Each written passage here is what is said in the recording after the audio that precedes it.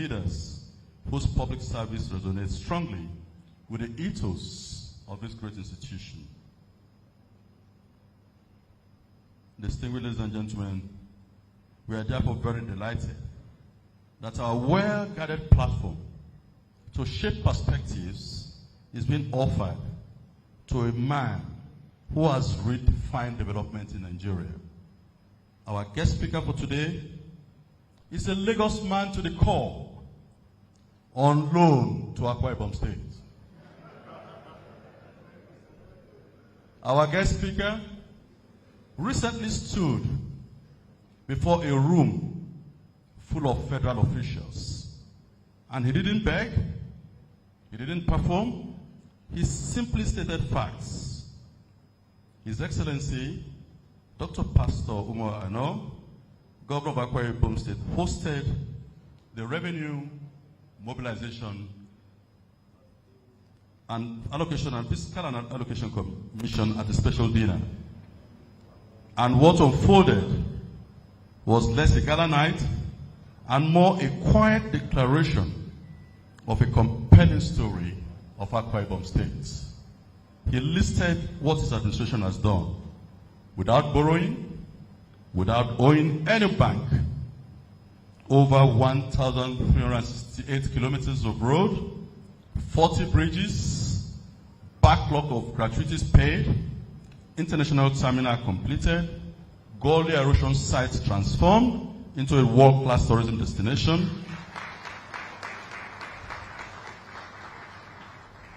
announced the coming of Ibom Air with its flight to Ghana, ongoing talks with Ethiopia Airlines to fly to Addis Ababa, 20 CNG buses already deployed for mass transit, and 2 numerous projects were under the leadership of our guest speaker. The RAMFAC team led by Professor Kunle Wright, the commissioner representing Lagos State on RAMFAC, and a distinguished member of the Yoruba Tennis Club, called Akwa Ibom one of the most compelling stories of development in Nigeria.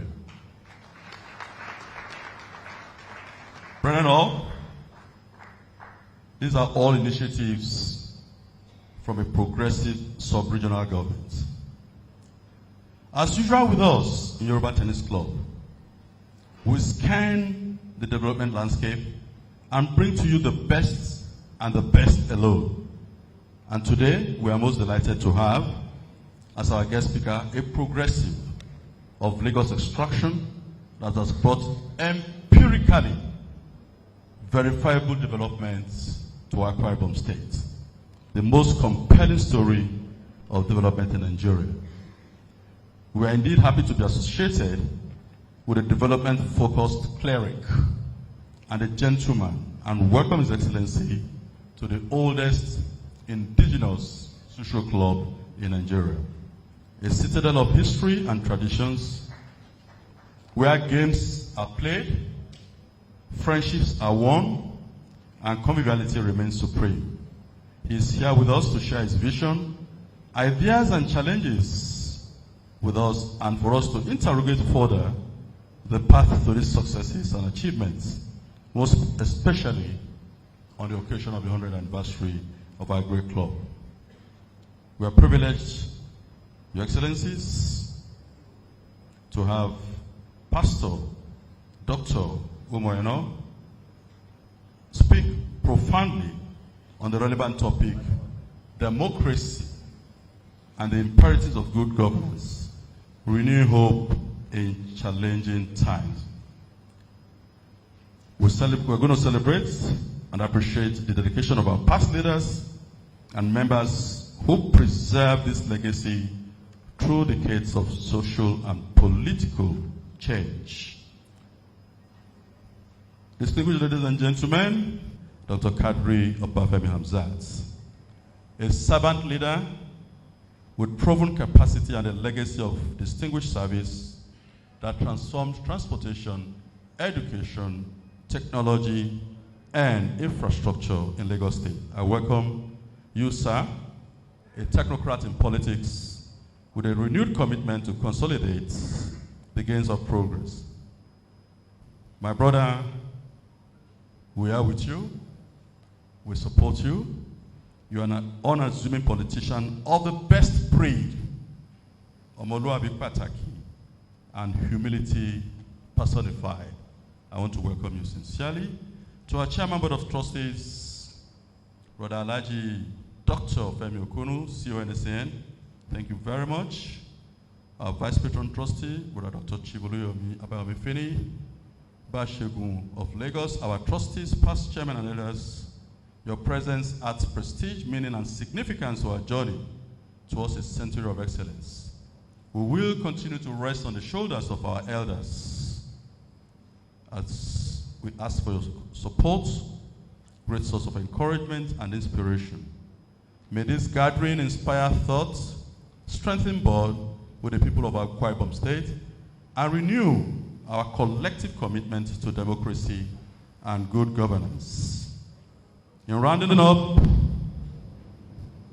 distinguished ladies and gentlemen, please relax and enjoy the lecture titled Democracy and the Imperatives of Good Governance, Renewing Hope in Challenging Times, by the Executive Governor of Akwa Ibom State, His Excellency Pastor Omo Eno, PhD. Our guest speaker, a great man who does not seek applause or praise. He seeks for truth. He seeks the road to happiness. And what he ascertains, he gives to others. This is an accurate literary description of the lifetimes and person of Pastor Omo Eno.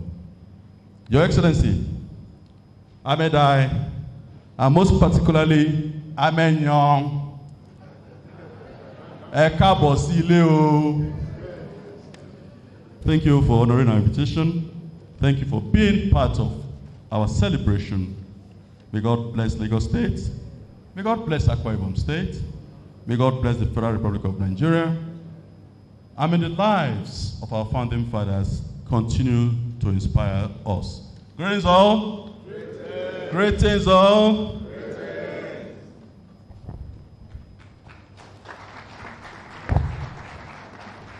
Long live the chairman of the Yoruba Tennis Club. Thank you very much, Mr. Chairman. At this point, I must remind us here again that the Yoruba Tennis Club is 100 this year. And to give us an insight into the why this year at 100, may I invite Brother Dr. Bayo Ayo, the Chairman, Planning Committee, Centenary Planning Committee. Let us say greetings to him. Long live the chairman of Yoruba Tennis Club. Long live the vice president, trustees and the elders of Yoruba Tennis Club. Long live brethren all. Long live our sisters. Long live our guests, particularly our guests from Akwa Ibom. We welcome you to Yoruba Tennis Club. We are very proud of this heritage. It is a heritage that has been passed down from yesterday that we maintain for today and believe strongly will last into the tomorrows that will come. 100 years ago, a few young men got together in protest against the colonial oppression of the white men who refused them to play at the European Tennis Club. Just a game of tennis, but they wouldn't allow the young black men to join them. So rather than fight, rather than argue, they came together and set up and began to meet to set up what today has become not just iconic, but a heritage that has lasted 100 years. We are very proud because for the whole of the 100 years, we have maintained the same tradition, the same culture, the same ethos that was set down for us by our progenitors. As we all know, that mostly institutions don't suddenly emerge. They are built. They become successful and last, enduring all the weather and the test of time. For Yoruba Tennis Club, as has been stated by the chairman while speaking, we have maintained, like I said too, the tradition of enjoying social life with academics, intelligence share, as well as contributing solidly to public debates and public policy. With pride, our club has produced many leaders of thoughts. We have had many leaders from far and near come to talk to us, to engage with us, to enjoy conviviality with us. We have maintained these and we have remained so far the best among the rest. Long live the Yoruba Tennis Club. I must say here, before I continue, Brother Chairman, I want to add an information to what you told us about the governor. He's not just a Lagos boy, and just like me, he's an Ikeja boy. And I also want to let you know, sir, that the governor also rocked Ikeja well. The GRA axis, am I right, sir? Just to let you know, sir. So we want to say thank you for coming, and to let you know that as we celebrate our centenary, we have put together programs, one of which is what you are attending today and in fact contributing to with this lecture that you are about to deliver. We have coming in the next few weeks a cultural week that is going to showcase the culture, not just of the club, but of the Yoruba, lineage. And we're going to have our traditional events that are peculiar to the Yoruba Tennis Club that you cannot find anywhere else. Also coming up is our anniversary lecture, which is on the 15th of September 2026, and it's going to be explosive. We're expecting a special guest of honor and a guest speaker. As you see sitting beside you is Brother Deputy Governor, who is a gentleman and a member of the Yoruba Tennis Club. He will be here on that day. If you have the time, please spare the time to come around. Thank you very much. May all those who pass through the portals of Yoruba Tennis Club continue to prosper. Praise all. Long live the chairman of the Yoruba Tennis Club. Thank you very much, Brother Dr. Bayayo. At this point, we are made to understand that we have a showpiece from Akwa Ibom State. Production, are we ready for it? A short presentation.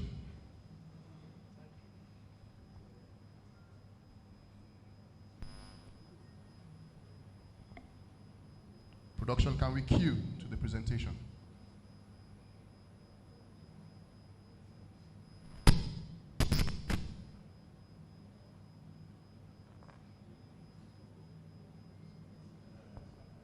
Members of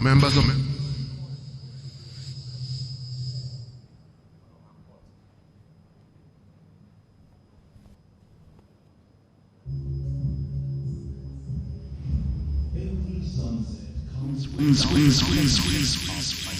dawn. Yet humanity endures, driven by hope, resilience, and the unwavering belief that tomorrow can be better than today. It is this conviction that inspires extraordinary lives, lives that transform communities, shape history, and leave enduring legacies. On April 24, 1964, in Enugu, Nigeria, one such journey began with the birth of Umar Bassem Eno, son of a Nigerian police officer from Ikot-Igwebudo in Nsukka local government area of Akwa Ibom State.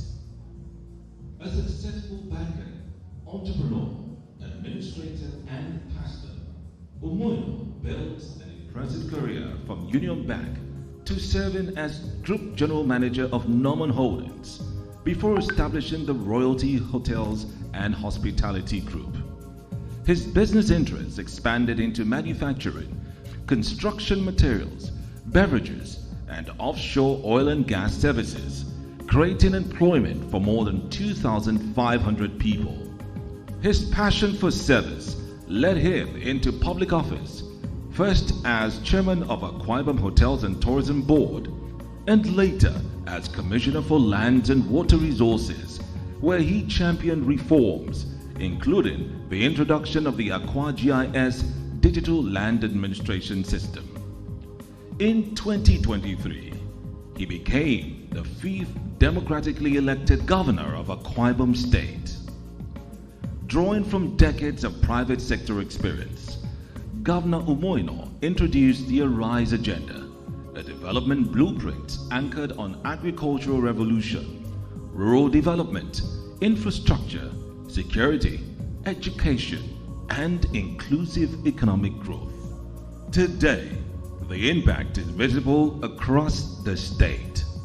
Over 1,300 kilometers of roads and 41 bridges are opening new economic corridors, while model primary healthcare centers and model primary schools are improving access to quality healthcare and education across the 31 local government areas. Flagship projects, including the Ibom Convention Center, Ibom International Hospital, the redevelopment of Ibom Hotel, the International Market, the Oran Maritime Infrastructure, the Smart Terminal at Victor Atta International Airport, the Aviation Village, and the Arise Resort are positioning Akwa Ibom as a destination for investment, tourism, commerce, and healthcare. At the center of this transformation are the people. Through transparent recruitment into the state civil service, entrepreneurship programs, skills acquisition initiatives, and youth empowerment schemes, the administration continues to expand economic opportunities and create sustainable livelihoods. Governor Umoino's philosophy is simple: leave no one behind. That commitment is reflected in prompt salary payments, an enhanced minimum wage above the national benchmark, the payment of the 13-month Enomba bonus, digitization of civil service records, and the provision of free homes for junior civil servants. Senior citizens have also benefited through the reduction of gratuity arrears, a monthly 50,000 Naira support scheme for over 13,000 elderly citizens, expanded healthcare insurance coverage, and the establishment of the Senator Oluremi Tinubu Senior Citizen Center. Through the Arise Compassionate Homes initiatives, hundreds of vulnerable families have received fully furnished homes and business support grants, while the state's food intervention program continues to provide relief to households across Akwa Ibom. Governor Umoino is equally strengthening sports development through sustained investment in sporting infrastructure, grassroots competitions, talent discovery, and the construction of a sports academy, reinforcing Akwa Ibom's reputation as Nigeria's home of champions. His commitment to impactful leadership has earned widespread recognition, including the Africa Lifetime Achievement Award for Good Governance, this day Arise TV Governor of the Year 2024, Leadership Newspaper Governor of the Year 2024, Telegraph Newspaper Governor of the Year 2024, the Trade Union Congress Award as Nigeria's most labor-friendly governor, and the Nigeria Union of Journalists Award as Nigeria's most media-friendly governor. These honors reflect a leadership defined by vision, compassion, and measurable results. Ladies and gentlemen, it is with great honor that we present our distinguished guest lecturer, a visionary leader, a builder of people, a compassionate servant, His Excellency, Pastor Umo Eno, PhD.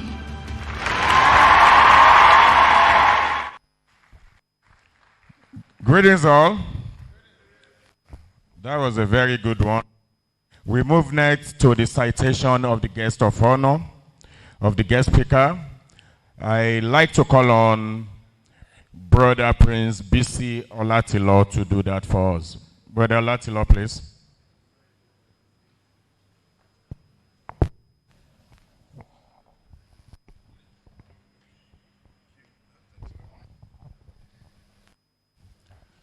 Long live the chairman of Yoruba Tennis Club.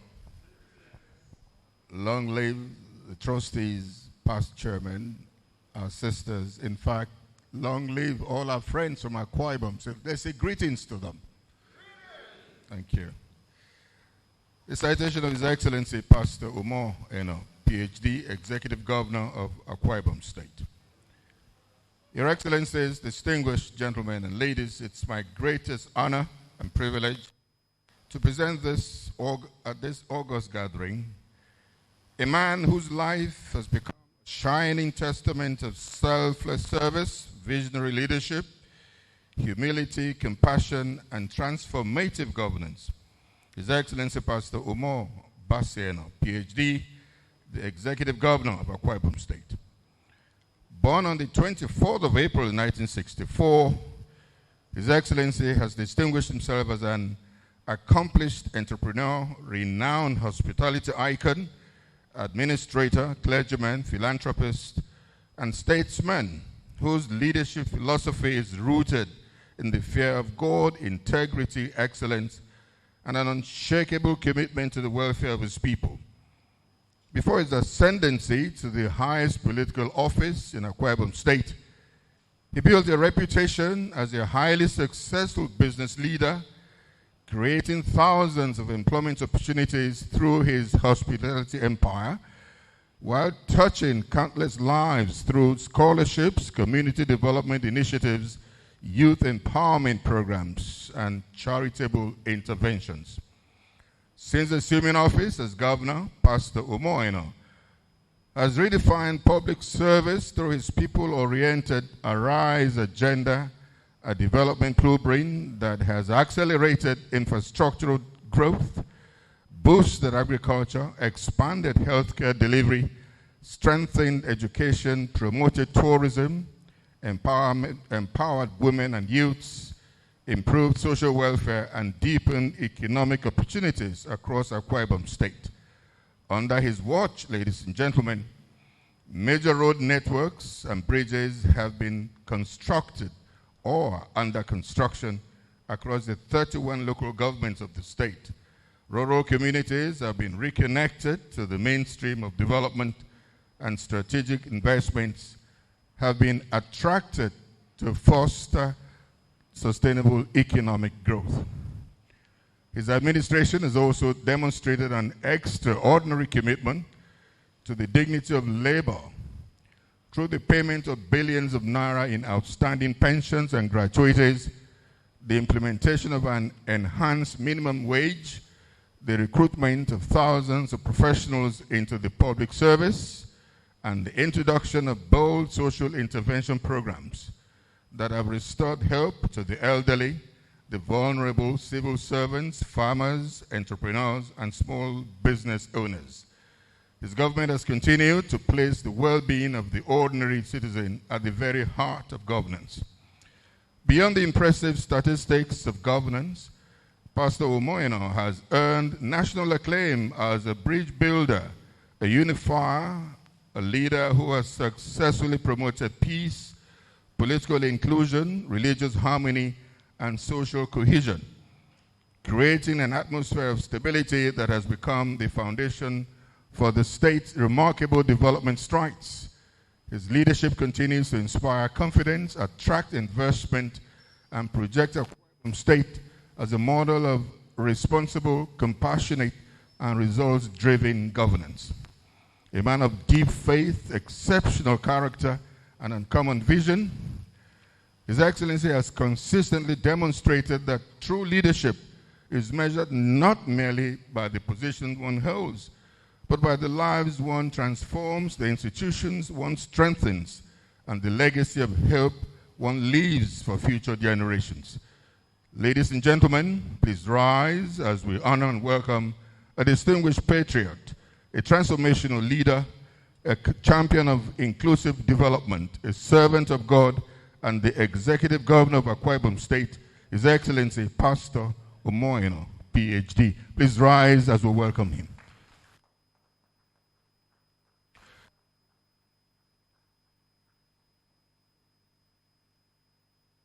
The applause should lead him onto the podium. Thank you.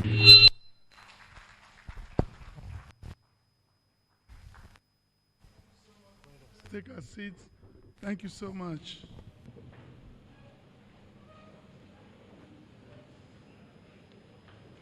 Long live the chairman of Yoruba Tennis Club. Long live trustees and all the members of Yoruba Tennis Club. Long live all our people from Akwa Ibom State. Thank you so much. Your Excellency, the Governor of Lagos State, represented here by my brother, the Deputy Governor, and the incoming Governor of Lagos State, Brother Dr. Obafemi Hamzat. Your Excellency, the Deputy Governor of Akwa Ibom State, distinguished Senator Akon Eyayi. Your Excellencies, the immediate past Governor of Akwa Ibom State, my political father, who has graced this occasion with his presence today.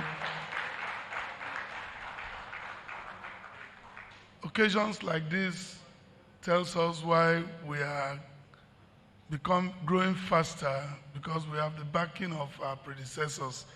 We're just trying to be like Lagos. Your Excellency, the former ambassador to Russia and the DG of our campaigns, distinguished senators and members of the House of Representatives that are here, the Honorable Speaker of Akwa Ibom State House of Assembly and members of the State House of Assembly, the chairman of our party, the All Progressive Congress, both in Lagos and Akwa Ibom that are here, the BOT chairman, Yoruba Tennis Club. I find it very difficult to say bro, but that's what the Brother Dr. Alhaji Olufemi Okuno, CON-SAN. So good to see you again, sir. Thank you so much. The chairman, Yoruba Tennis Club, Brother Chief Olaomi Gaspar, MNI, Vice Chairman and members of the Executive Council of the club, members of trustees, past chairmen and elders of Yoruba Tennis Club, the Secretary to Government of Akwa Ibom State, members of the State Executive Council that are here, former Honorable Minister that is here with us. I just cited distinguished Senator Ekong Samson. I salute you very specially. All legal luminaries that are here with us, senior advocates of Nigeria, we salute all of you, particularly those that came from Akwa Ibom. We have Barrister Paul Usoro, SAN. We have Barrister Emmanuel Enoidem here with us. Captains of industries, senior citizens and your spouses, particularly the chairman of RCC, Mr. Uwem Okoko that is here. Chairman of local government councils from Akwa Ibom State that have traveled all the way to be here with us. Members of the clergy, royal fathers, members of socio-political organizations and political groups that are here, specially invited guests, the press, ladies and gentlemen. Let me begin by thanking you for the honor of this invitation. To be asked to speak to a club on the day it turns 100 or celebrating its centenary is a huge responsibility that I do not take lightly. On behalf of the government and people of Akwa Ibom State, I bring you our warmest congratulations. I also bring you sincere greetings from our son, the distinguished Senate President, Godswill Obot Akpabio, who told me to extend his warm greetings to the Yoruba Tennis Club. I'm particularly thankful that my immediate predecessor, a man I called my political grandfather, is here. He lives in Lagos, and on our invitation, he has stopped by. He left other commitments to share the moment with us. I would always thank Deacon Odom Gabriel Emmanuel for his foresightedness and the love for Akwa Ibom. And like I've said in many fora, I don't know the parameters which he used, but if he did not support me to become governor, I will not be standing on this platform here today. And so I pay respect to him, as I've always done, and I continue to say to people that this is the man who sought me out, and he has been an inspiration to me.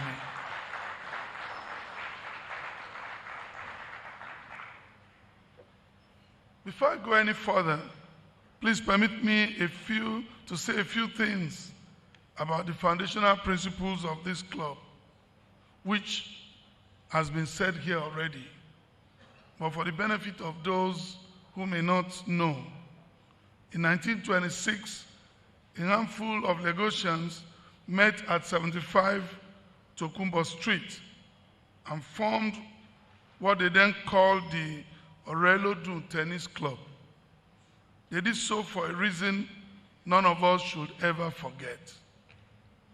The Europeans in this city had their own club, and no African, however educated, however accomplished, was thought fit to walk through its doors.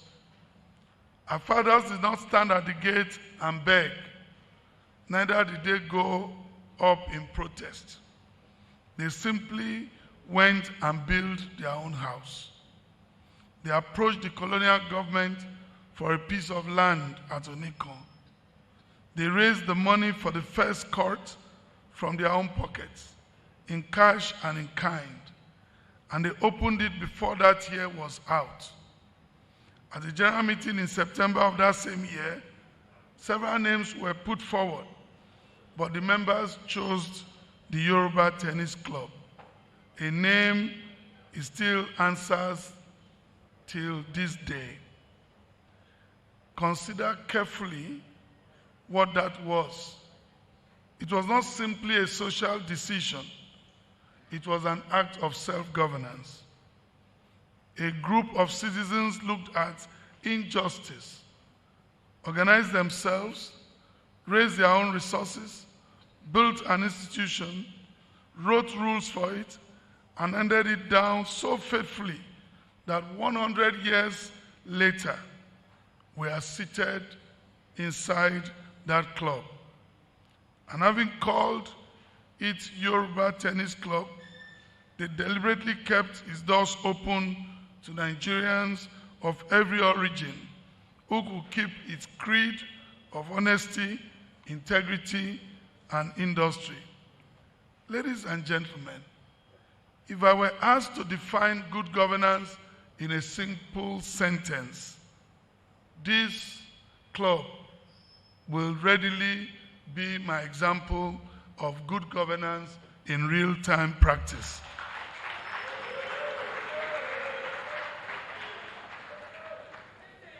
Permit me, therefore, to salute your founding fathers, and in particular, Victor Adejumo Allen, one of the founding members of this club, who led it through its early years. Vision is common, but vision that outlives the visionary is rare. And that's what this club embodies.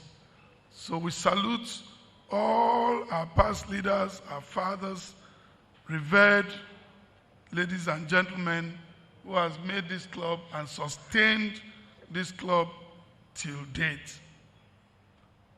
Personally, I grew up in Lagos, and like the chairman organizing committee said, I was not of the Koi stock. I am purely an Ikeja boy. I know Agege, I know Oshodi, I know all of the GRAs. As a matter of fact, my father served in the police force and worked in Police College Ikeja. And that makes me recognize our brother, the AIG, who has joined us here, who is in 4th CID. Thank you so much. And so we grew up there, and I had my early days in Lagos. And I'm a proper Lagos boy. Mokinyo enye agbalagba wa. Ẹ káàárọ̀, ẹ ṣé, ẹ kú ànáwọ́ sí wa.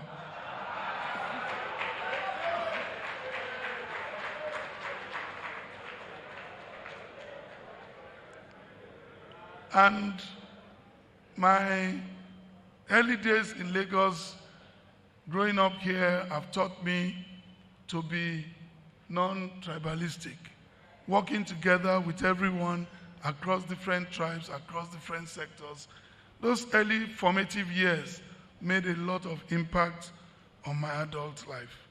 And I want to celebrate Lagos, celebrate the President, Commander-in-Chief, who at one time was Governor of Lagos when we were small boys, and we loved him, and we still love him. Today I've been asked to speak on democracy and imperative of good governance, renewing hope in challenging times. I am well aware of the dignitaries in this room. There are men and women seated here who have sat on the bench, ran organizations, led boardrooms, and built professions. So I do not pretend to be teaching this room any new thought. I've simply come to compare notes with people who know exactly where the shoes pinches. And I want to put a single proposition to you and then spend the rest of my time defending it.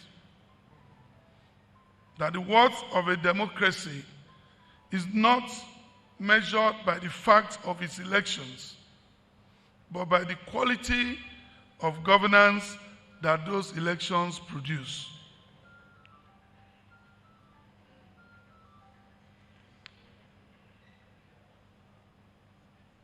Around the world, democracies are being tested as they have not been tested before in any generation. Economic pressure, insecurity, climate shocks, youth unemployment, technological disruption, and a steady erosion of public trust have made citizens everywhere anxious and impatient with leaders. This breeds apathy. Nigeria is not exempt from that mood, but history is consistent on one point. The seasons that we feel the most likely decline are usually the seasons in which renewal is quietly being built. So for me, hope is not lost. Our task, therefore, is not merely to preserve democracy. It is to make democracy mean something. A citizen does not experience democracy on election day alone. He experiences it at the hospital gate, in his child's classroom, on the road to his farm, and in the price of what he eats. A democracy never reaches those places. A democracy that never reaches those places loses its moral authority long before it loses an election. That is why good governance is not an accessory to democracy. It is the bridge between the promise and the delivery. Elections confer legitimacy. Governance justifies it. What does good governance actually require? Let me be precise about terms. The World Bank in 1992 defined governance as the manner in which power is exercised in the management of economic resources for development. United Nations Development Program, 5 years later, set out the characteristics that distinguishes governance, which may properly be called good. And they are participation, accountability, transparency, the rule of law, responsiveness, equity, inclusiveness, consensus orientation, effectiveness, and efficiency. It is a serviceable list, and I will not quarrel with a single item on that list. But a list in itself is not a practice.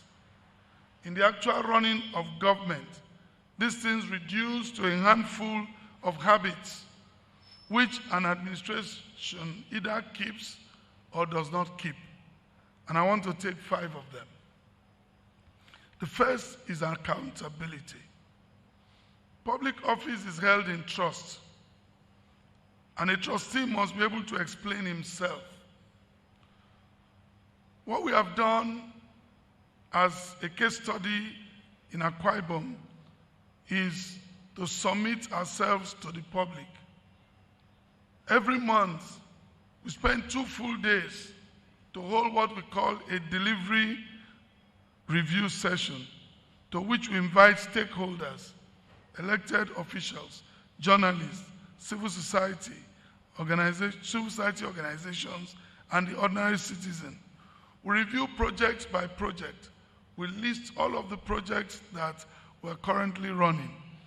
We put the cost of the project, the timeline we are set to finish the project, and the status where the project is. We bring contractors to ask questions, and we open ourselves to answer questions. It is not always a comfortable exercise. That is rather the point. A government questioned only once every 4 years will behave like a government questioned only once every 4 years. But a government that is interrogated on a monthly basis will behave like a government that will be interrogated by its people and will be accountable to the people. The second is transparency, which simply makes accountability possible.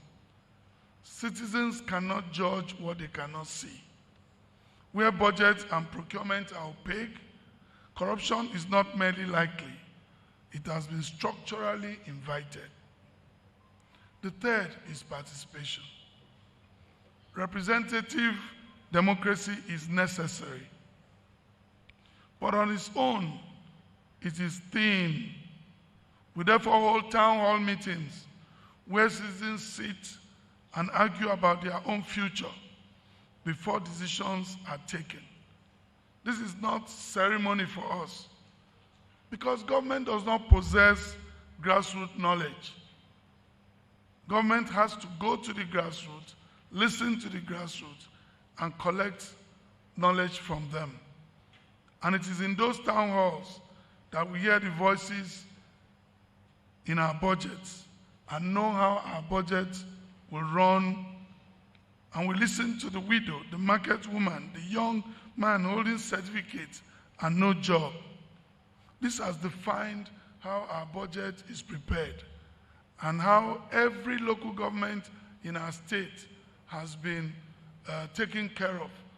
Every local government across the 31 local government, I stand to be corrected. There's not one local government that 1 or 2 projects are not going on or completed, because we have listened to the voices of the people. Let me be clear. These meetings are not advisory theater. In those halls, our community tells us which projects actually matter to them, not the ones we imagined for them from Uyo, but the road, the borehole, the classroom block, the health post, or the market that they themselves have been waiting for. Those are the projects we take away and cost. Those are the projects that will appear in our next year's budget. And these are the projects that form the backbone of our RISE Agenda 2.0, a development plan that the people have helped to write is the only kind that survives contact with reality. Development plan must come through from all of the people. The fourth is the rule of law, applied without fear or favor, resting on an independent judiciary and a genuine separation of powers. The fifth is continuity in governance. In Akwa Ibom, like I stated at the beginning, we have been blessed by a crop of leaders after leaders who have continuously built on what previous administration have done. And this keeps upping the game. From the days of Obong Victor Atta to Chief Godswill Obot Akpabio to Dikinudom Gabriel Emmanuel, till this day, we are building on the path that each of these leaders have laid for us.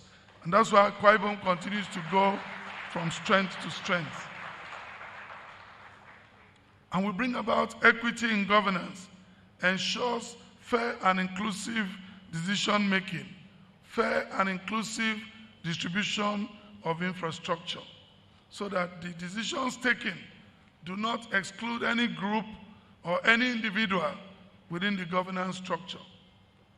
It has three things of a government.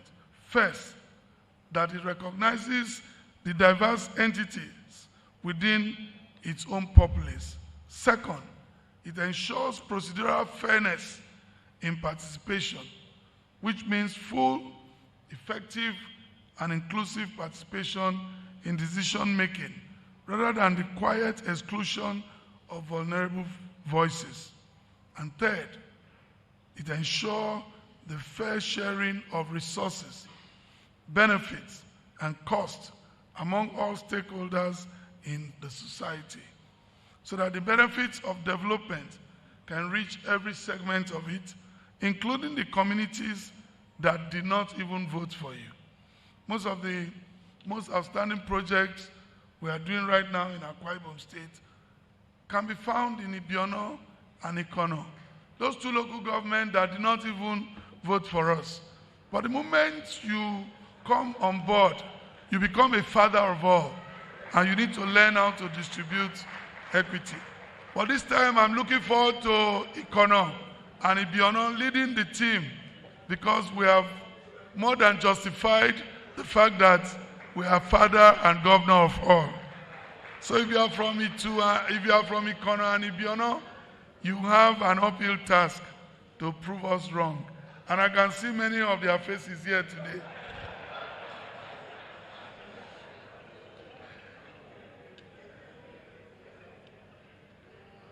These are not abstractions. They are the whole difference between a government that announces and promises and a government that delivers. Let me take our mind to the national framework, the Renewed Hope Agenda, because this discussion cannot be complete without wrapping in the things that we have done in inspiring hope in a democratic dispensation. Nigeria's democratic record since 1999 is honestly mixed. Our institutions have grown more stable, but unemployment, insecurity, infrastructure deficits, and the misconduct of those entrusted with public office have opened a serious trust deficit between the government and the governed. Any speech that pretends otherwise is not worth the paper that is printed on. Moments like this, one tend to call forward leaders willing to take decisions that are correct before they are popular. Franklin Roosevelt did it in 1933, and the New Deal rescued both American democracy and the economic system beneath it. In our climb, President Bola Ahmed Tinubu GCFR came into office on the 29th of May 2023 with a comparable declaration.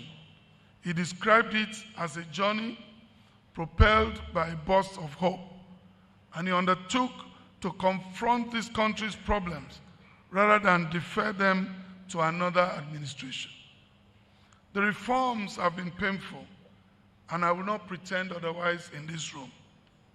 But I also know that you cannot make omelette without breaking an egg.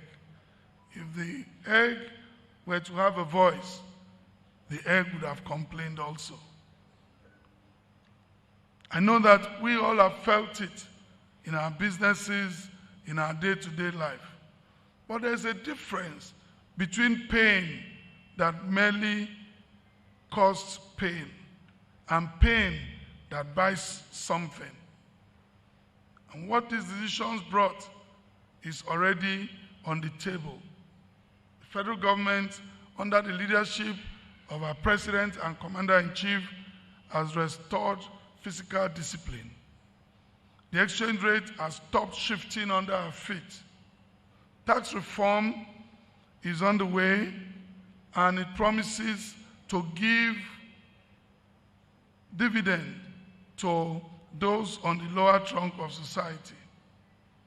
The fuel subsidy that was quietly swallowing money belonging to our schools, our hospitals, our road is gone. And that money is now spent on Nigerians rather than on a distortion. The results are beginning to show. The macroeconomic stability is seen. Federal allocations to states have risen substantially, which is precisely why subnational governments can now attempt projects that were unthinkable 5 years ago.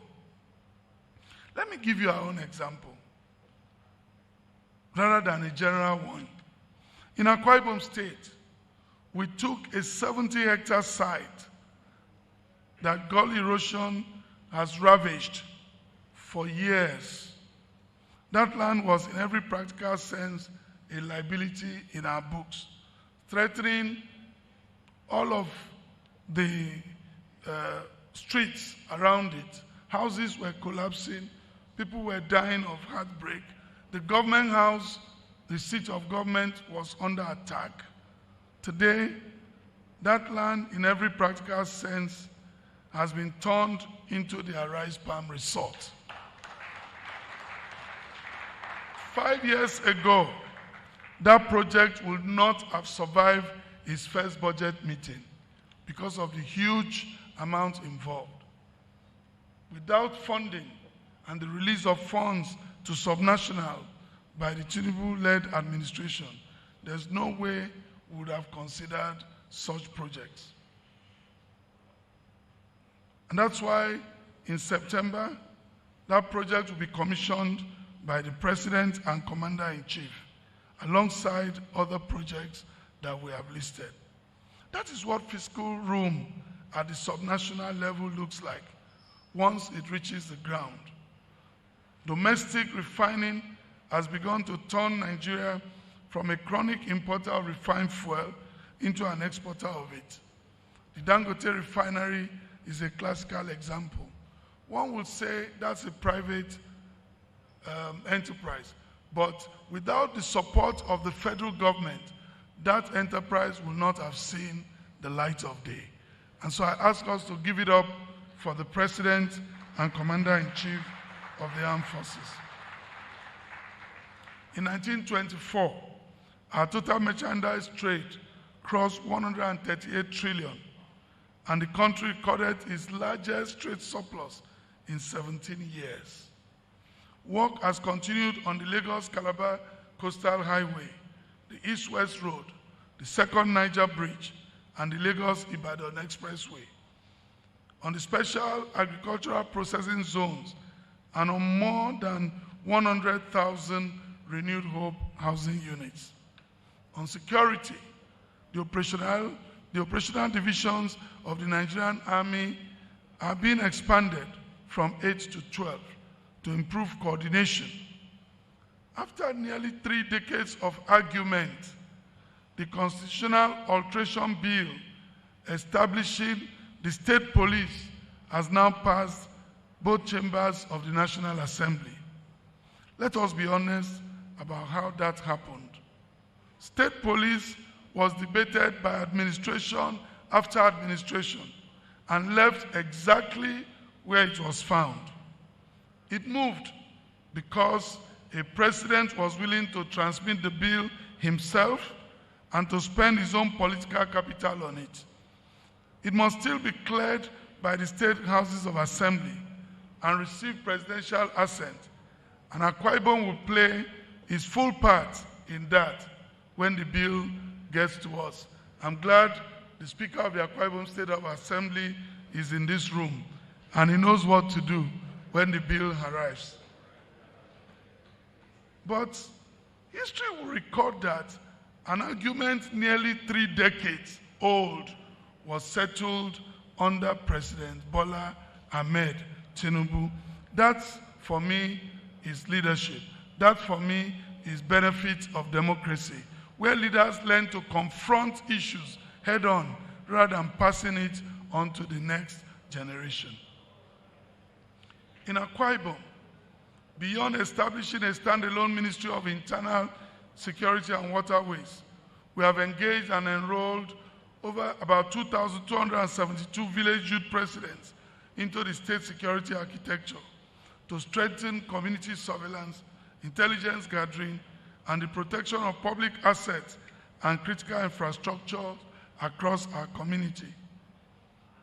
To ensure effectiveness and accountability, we have developed a structured training program for them that will be supervised by security agencies led by the Nigerian Police Force. They will be placed on the state payroll to support sustained collaboration with our mainstream security agencies and to provide jobs for our teeming youths. Distinguished ladies and gentlemen, I am conscious that this is a centenary and not a political rally. And I will not belabor you on this point. But having described work of this scale, it will be dishonest of me to fall silent on whether it should be finished. Reforms of this kind take longer than a single term to bear their full fruit, and the greatest danger to them is not opposition. The greatest danger is interruption. So let me say plainly where Akwa Ibom stands. We are supporting President Bola Ahmed Tinubu, GCFR, to return to Aso Rock next year and complete the work of national renewal that he has begun. That is where Akwa Ibom stands, and I speak as the governor of Akwa Ibom State today.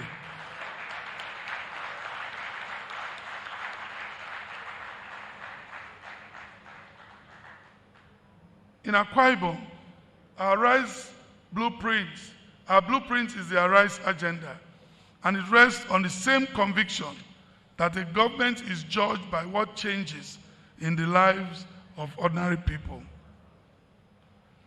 From the tapes that has been shown already, you will see a number of things that we have taken on. But I'd like to say that I believe that government ought to begin with those who cannot help themselves.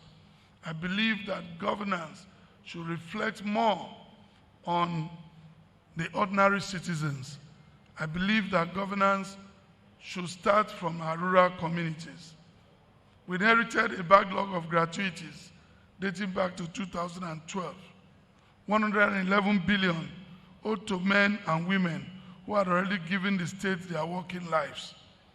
Again, through the magnanimity of the federal government, by releasing funding to subnationals, we have paid more than 88 billion of gratuities that we inherited.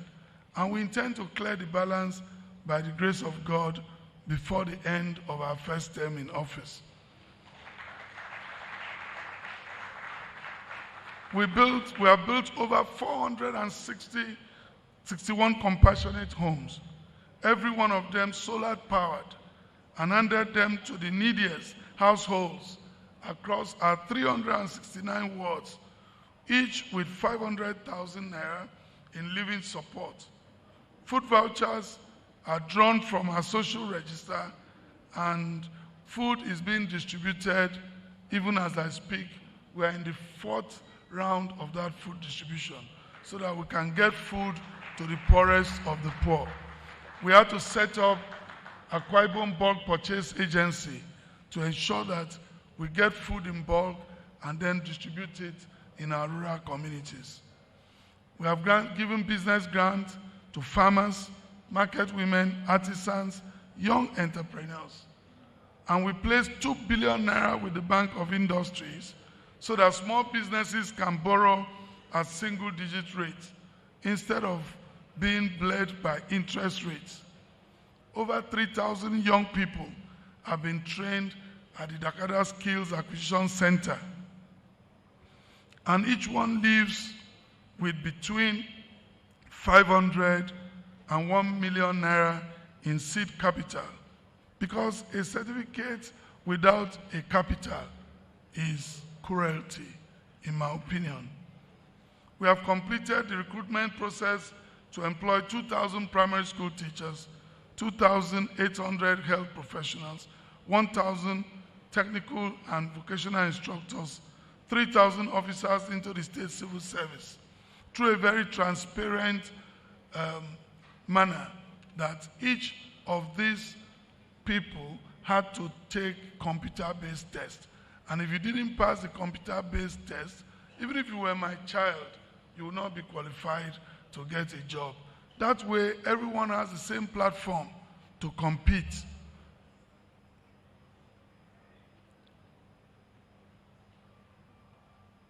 We have paid nearly 7 billion naira in the worst fees for our students since we assumed office in May 2023. This is a culture that started long before I joined government.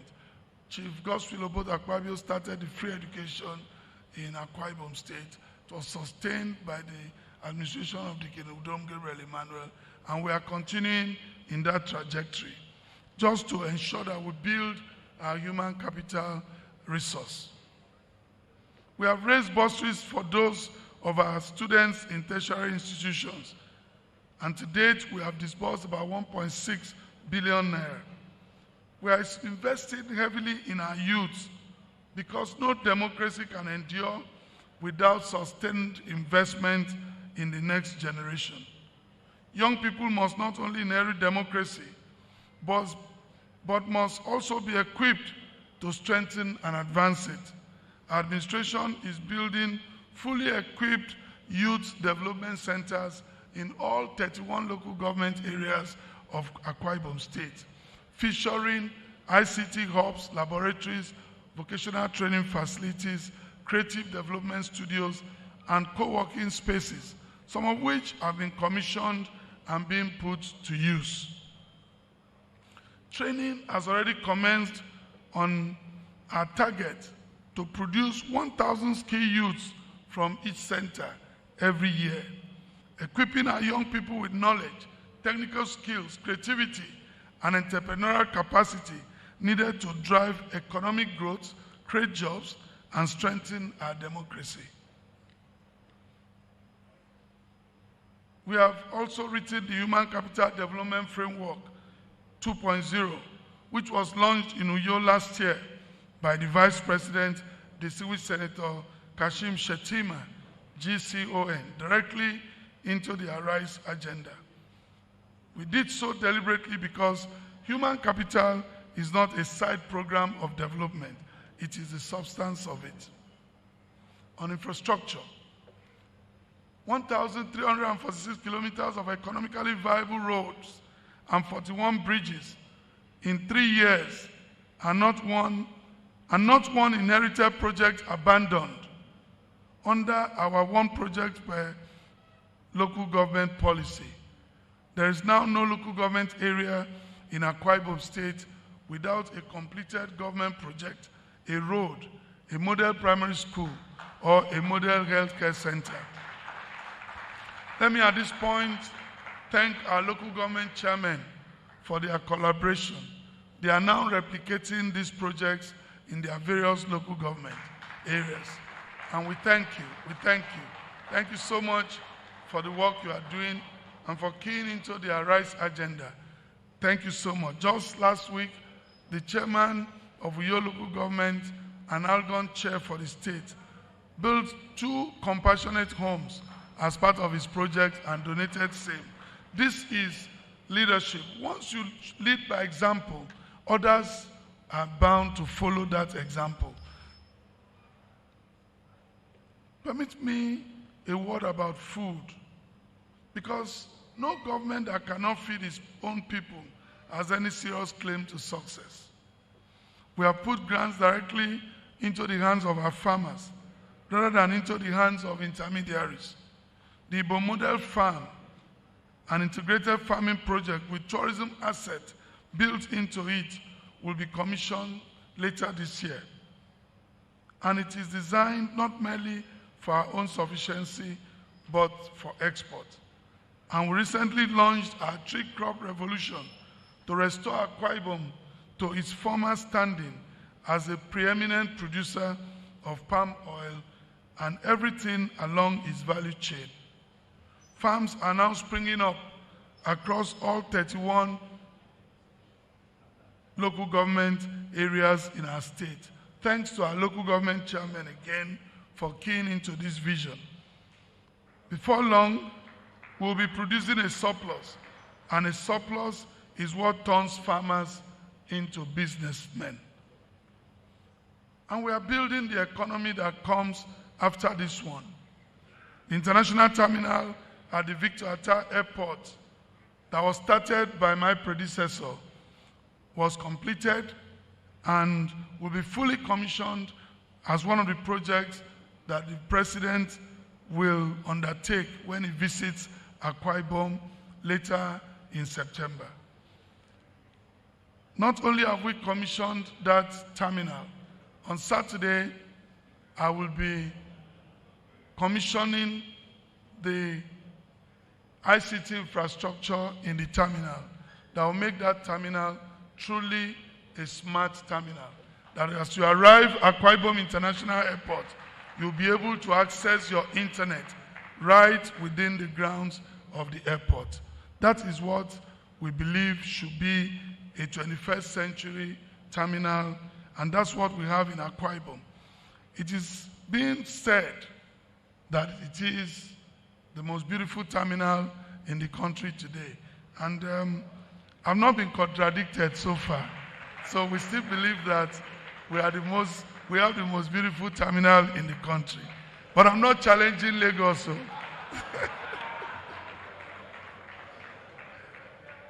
Ibom Air has started commercial operations into Ghana, and we are talking with other airlines to begin to fly out of Uyo internationally.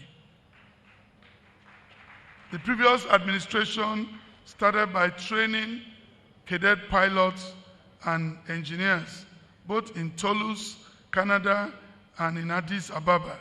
Today we have completed that training and they have graduated. All of them are now flying Ibom Air.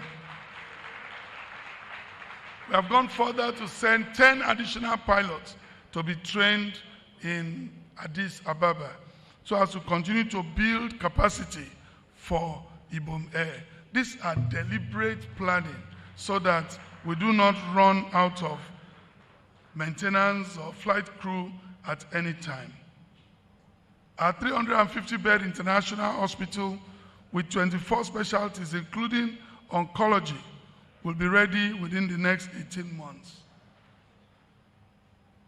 The Arise Palm Resort I spoke of earlier, with its 9-hole golf course, its lake, its chalets, floating restaurant, and conference hall, will be commissioned in the same month alongside the International Hotel and Conference Center and the Arise Shopping City.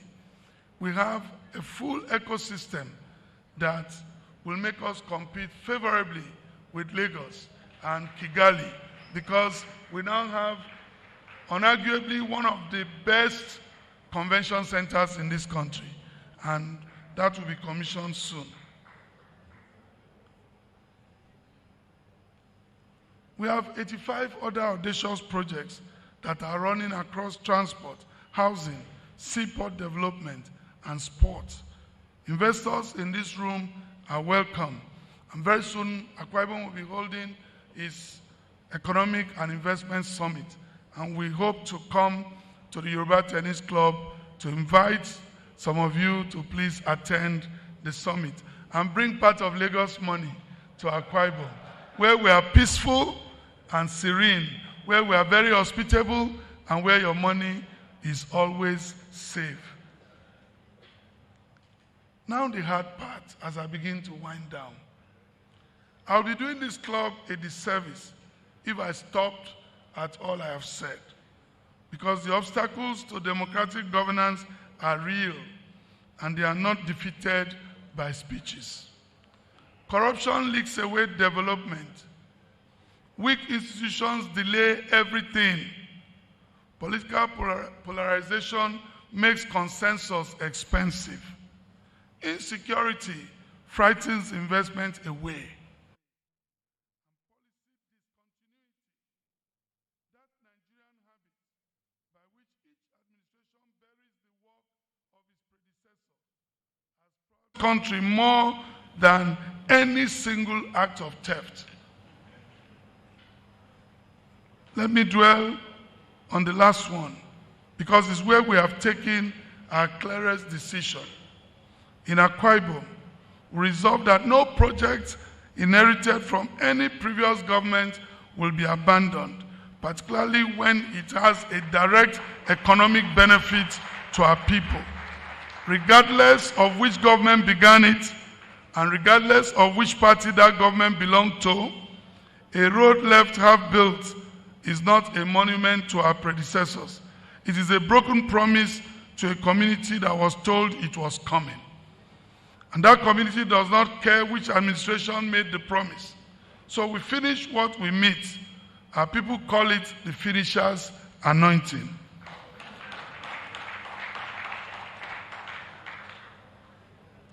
For people who keep asking us about legacy projects is to make sure that Akwa Ibom continues to grow from strength to strength, and to finish all of the projects that have economic value to our people.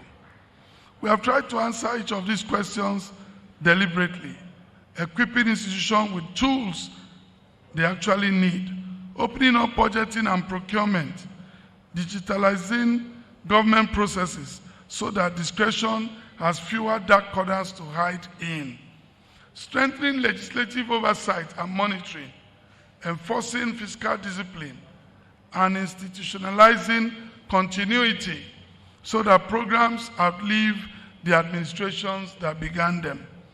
The Arise 1.0 has substantially run its course, and we are preparing to launch Arise 2.0 to consolidate those gains on a sustainable footing. But let me be plain. Government cannot do this alone. And any government that tells you otherwise is either deceiving itself or the people at the same time. Citizens must participate in good governance by voting peacefully, by holding leaders accountable by lawful means, refuse corruption in the small daily transactions where it actually lives, respect the courts, and pay their taxes. Institutions must be permitted to grow stronger than individuals who lead them. Finally, is the test of a serious country, and our young people must be given education, skills, digital opportunity, capital support, not because they are the leaders, they are only the leaders of tomorrow. a phrase we have repeated until it means nothing, but because they are half of our population today. In fact, I dare say more than half of our population today. Our diversity must remain what this club proved it could be, a source of strength rather than a fault line. Every Nigerian must be able to feel that he belongs to the country, and no matter where he or she lives in any part of this country. Distinguished ladies and gentlemen, Your Excellencies, as I begin to wrap up this presentation, I hold a firm belief that hope is not lost, even though I also believe that hope is not sustained by rhetoric. It is sustained by evidence. Citizens recover their confidence when the road is finished, when the school works, when the hospital has a doctor on duty, when the young man finds employment, when the farmer receives his support in time, when the small business survives its first 3 years. That is what renews hope. Competence, compassion, consistency, all three of them, and in that order. Which brings me back to where I began. In 1926, men who had been shut out of somebody else's club did not spend 100 years complaining about the door and crying that they were shut out, but they built a house. They gave it rules. They gave it a creed. And they made certain it would outlast them. That is precisely the work in front of us as a nation. Not the perfection of our institutions within our own lifetimes, but their construction, their honest governance, and their safe delivery into the hands of those who will come after us. Abraham Lincoln called democracy government of the people, by the people, and for the people. It falls to our generation to ensure that those words continue to describe something real. Permit me one final illustration. Singapore became independent in 1965 with no natural resources and little to its name beyond its people. What Lee Kuan Yew gave it was not wealth, but institutions that worked, a public service that could not be bought, and within a single generation, it became a country the rest of the world now studies. That is the whole lesson. Elections by themselves guarantee nothing. It is strong institutions, accountable leadership, democratic principles, honestly applied, that turn a vote into a road, a classroom, a hospital, and a job. That is what we are pursuing with the Arise agenda. Let me end then on the reason I remain optimistic, because there is every reason to be. Our people are resilient in conditions that would have broken others. Our young people are inventive. Our entrepreneurs keep finding opportunities where much of the world sees only difficulties. And our communities keep showing a courage that ought to humble those of us who govern them. Let's pause and receive Mr. Governor of Lagos State, my brother, His Excellency, Mr. Sanwo-Olu. I'm sure his brother, Governor Sanwo-Olu.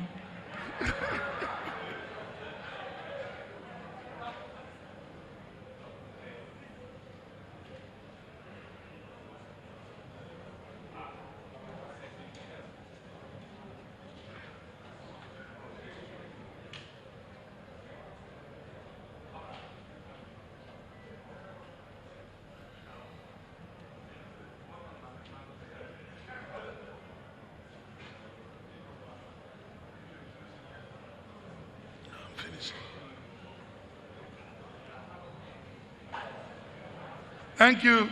Let me take my last paragraph again. And I'm glad my senior colleague, brother governor, is here. And thank you for all the comfort you have provided for us. Let me end then on the reason I remain optimistic, because there's every reason to be. Our people are resilient in conditions that would have broken others. Our young people are inventive. Our entrepreneurs keep finding opportunities where much of the world sees only difficulties. And our communities keep showing a courage that ought to humble those of us who govern them. Nigeria's greatest resource has never been what lies beneath our soil. It is what lives within our people. The future will belong to societies that choose cooperation over conflict, service over self-interest, accountability over corruption, and hope over despair. That is the choice we have made. With God on our side and with sustained focus, I remain confident that we are on track to galvanizing our people to arise with a renewed hope for Nigeria. Congratulations on your centenary. Thank you for inviting us. May the next 100 years find this house as principled as its founders left it. And may God bless the Federal Republic of Nigeria. Thank you very much.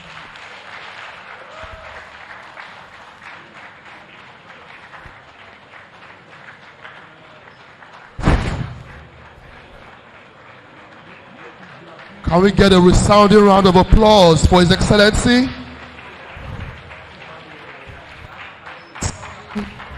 Keynote address.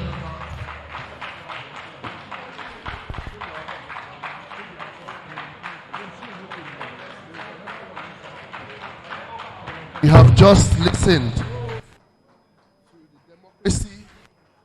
the democracy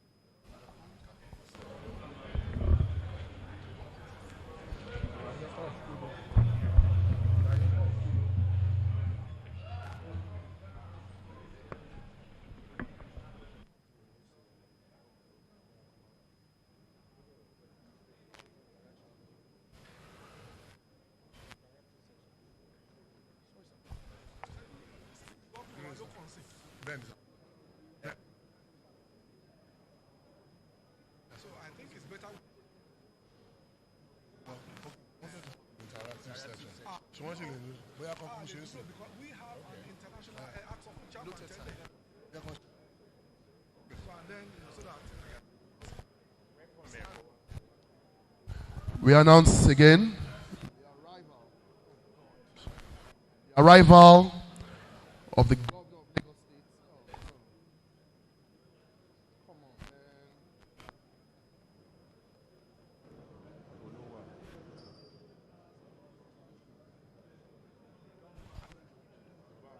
We announce the arrival of Lagos State. Come on, man. Come on, man.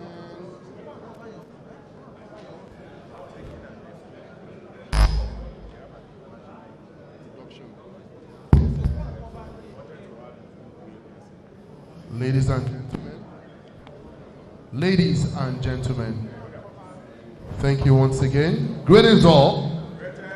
Greetings all. We announce the arrival of the governor of Lagos State, Governor Babajide Olusola.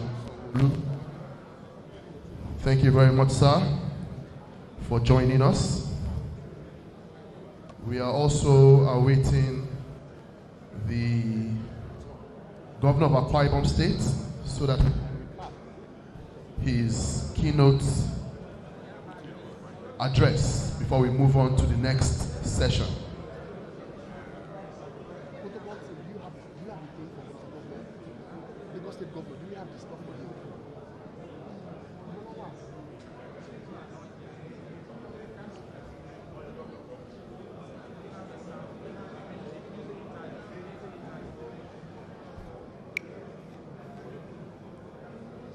We sincerely appreciate His Excellency Pastor Dr. Omueno, the Governor of Akwa Ibom State.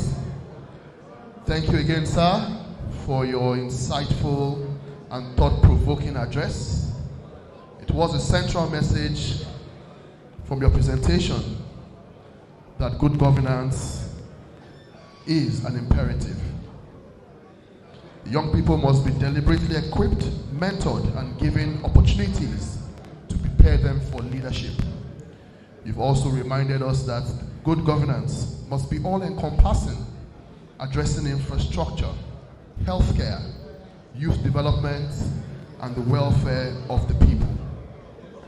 Leadership must ultimately produce visible improvements in people's lives and renew their confidence in democracy. Your Excellency, we deeply appreciate the lessons and your perspectives you have shared with us today.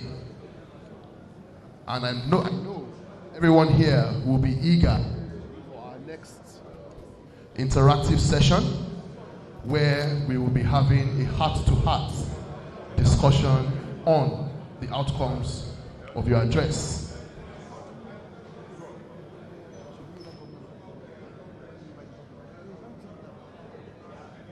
And at this point, while we are getting ready for the next stage,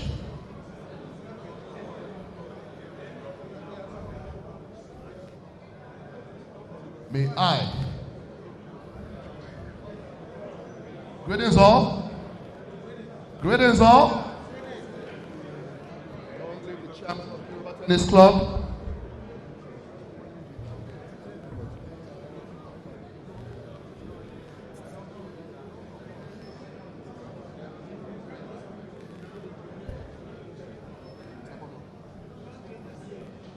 now.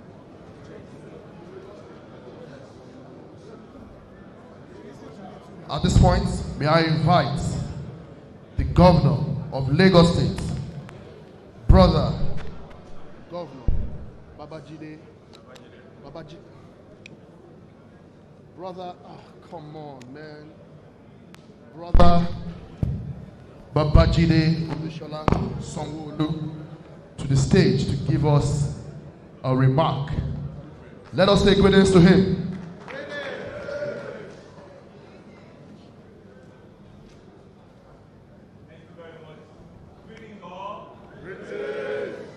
Thank you very much. Greetings all. Greetings. Greetings all. Greetings. Long live the white patron and trustees of Yoruba Tennis Club. Greetings. Long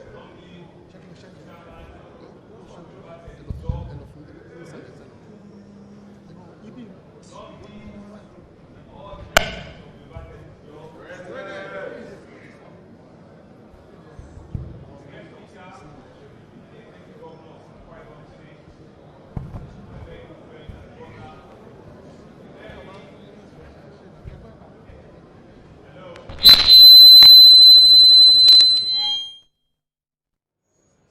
Tennis Club.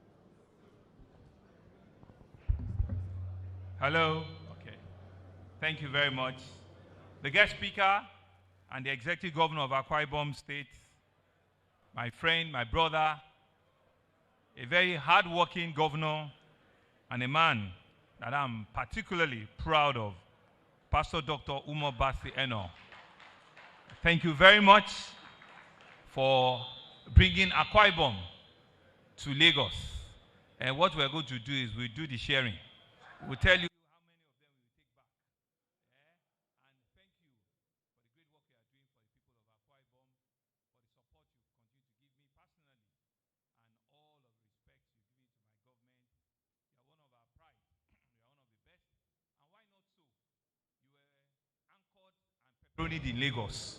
So you are a Lagosian that has been, that has been transported to Akwa Ibom, and they can feel it. But thank you very much, because we're seeing purposeful governance, and you are leading all of the great things that your predecessors too have done. Let me also acknowledge the chairman of Yoruba Tennis Club. But before then, we have two deputies here, and each one of them have not only been outstanding, one of them indeed now, which you all know, He's our governorship candidate and is a man that truly, really wants to take over the saddle of leadership in Lagos State. A very hardworking, capable, reliable, and loyal, dedicated Deputy Governor, Dr. Kadri Obafemi Hamzat. Greetings. And of course, my sister in her right, a distinguished senator, and now Her Excellency, the Deputy Governor of Akwa Ibom State, Dr. Akan Eyakeni, one of our Amazons. Thank you very much, ma'am. Let me now acknowledge the chairman of this great club, our club, the Yoruba Tennis Club, my friend and brother, Chief Olawumi Gaspar, MNI, to also, through you, acknowledge the chairman of our board of trustees, our revered uncle, father, a man that is always alive to his responsibility and has the true history and story of not only Lagos, of Nigeria. Alhaji Dr. Femi Okuno, CON, Senior Advocate of Nigeria. Thank you very much, sir. All of our other respectful members of this great club that are here, greetings all. Members of the Executive Council of Akwa Ibom and Lagos State that are here, other top government functionaries, distinguished guests, gentlemen of the press, ladies and gentlemen. First is really to apologize and to say that in Lagos we actually can be doing three things at the same time. My Excellency, my brother, were both meant to be in Abuja yesterday, but he had sent me to go and, represent him in Abuja. So I was in Abuja doing all of the national assignment, and this morning too, we had to do it. But as I landed and I saw that he was on the TV, I knew that other activities of the state has to be put on hold, and I have to come and honor him with this event. And why not? This is my club, this is our club. This is the foremost club in Nigeria, the Yoruba Tennis Club. And so it's with deep sense and a profound joy that I stand here this afternoon, first in my capacity as a governor, but more importantly, as a proud host and as a member of the Yoruba Tennis Club, your vice patron, brother Babajide Sanwo-Olu of the Yoruba Tennis Club. Thank you very much. And I stand here not merely to celebrate, but to celebrate a bigger family, 100 years anniversary of our beloved club. Let me once again also thank our guest lecturer. I know he spoke for almost 40 minutes, and I imagine that we've learned a lot from the speech of Dr. Umo Basi Eno, the Executive Governor of Akwa Ibom State, who not only has graciously honored our invitation today, but has traveled several rivers and creeks to get into Lagos. And he has come with the whole of Akwa Ibom to come and show and give us the respect. Thank you very much, Your Excellency, on behalf of the people and government of Lagos State and of the brethren of this great club. You're welcome to Lagos. You are welcome to the commercial economic nerve center of our country. You are to the state of aquatic splendor. You're welcome home. We have a lot in common, but we'll keep that aside.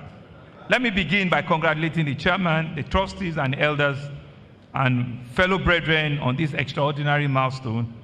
I'm told that September 15 is the grand finale in which, by the grace of God, we shall all be in attendance.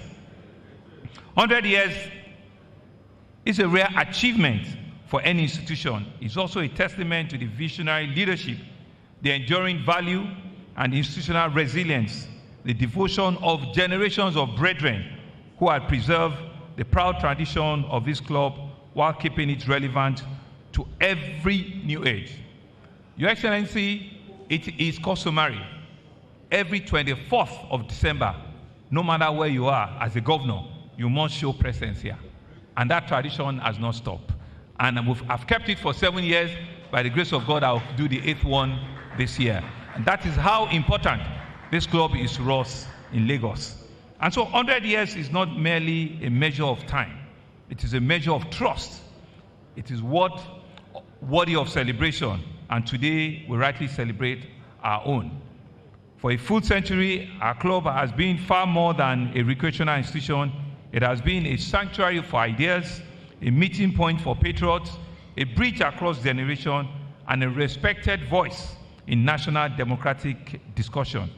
Through changing political dispensation, economic cycles, and social transformation, it has remained steadfast in its commitment to nation building, building institutions like minds that while we're in government will continue to remain relevant. They continue to do enduring institutional reshape. They continue to be in the soul and character of our nation. This is a power of legacy, and I'm proud to be part of it. Today's theme, which Your Excellencies have very eloquently spoken about, democracy and the imperative of good governance, renewed hope in changing times, I imagine speak directly to define responsibility and the leadership of generation. As you have said, democracy is not simple about electing leaders over 4 years. It's about building confidence, it's about protecting institutions and creating opportunities. It is indeed about ensuring that every citizen, regardless of a circumstance, can aspire to a better life. Above all, democracy succeeds only when governance transforms hope into reality. And across the world, societies are confronting a lot of economic challenges, which you have also spoken about. In Lagos, these principles continue to guide our administration through our Teams Plus agenda, and we have remained focused on practical solutions.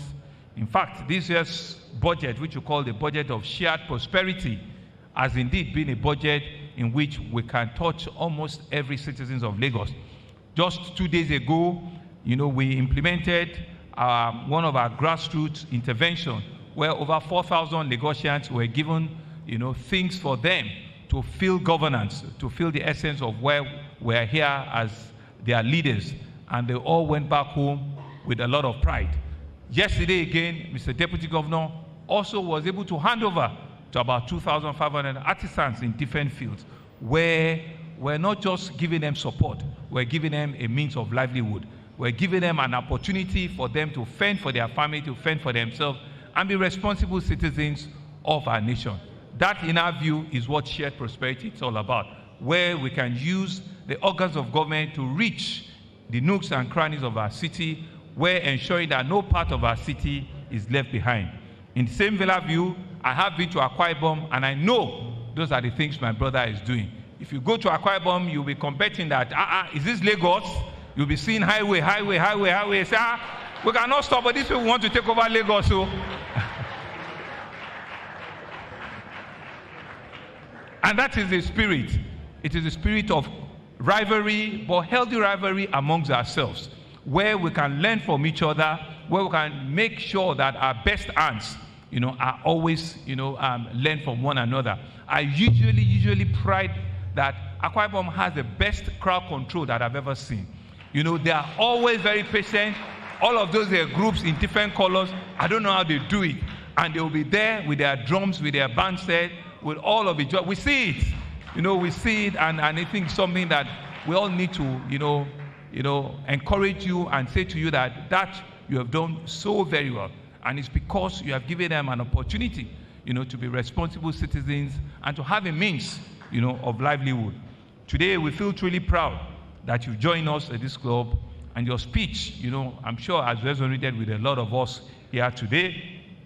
And so, as our club steps into the second century, my earnest hope is that we will continue to nurture enlightened leadership, we'll continue to promote constructive dialogue, and we'll continue to inspire future generations to place national interest above sectional consideration. Nigeria needs more institutions that build bridges rather than barriers, more conversations that unite rather than divide, and more leadership that inspires confidence rather than fear. Ultimately, the future of our democracy will be shaped not only by those who occupy public offices, but by the quality of our institutions, the strengths of our value, and the willingness of every citizen to play a positive role in nation building. Fellow brethren, distinguished guests, and our guest speaker, As we reflect on 100 remarkable years, let us renew our collective commitment to Nigeria, where democracy is deepened. Let us build institutions that will strengthen, opportunities are expanded, and hope is translated into measurable progress. If we remain united in our purpose and steadfast in our service, then the best chapter of our national story is still well ahead of us. Once again, congratulations on this historic milestone, and may the next century be more even impactful than the one we've seen. And once again, congratulations to our guest lecturer on this centenary lecture, His Excellency Pastor Dr. Umo Basi Eno, the Executive Governor of Akwa Ibom State. Thank you very much, and let's enjoy the rest of the day. Thank you. Thank you very much, Brother Governor. Thank you, Brother Talk and Do. Thank you, Brother Adura Gbemi. That was the goodwill message from the Governor of Lagos State. We move to the next item, which will be the interactive session to be conducted by Brother Air Commodore Ademola Onitiju, MNI. Brother Onitiju, please.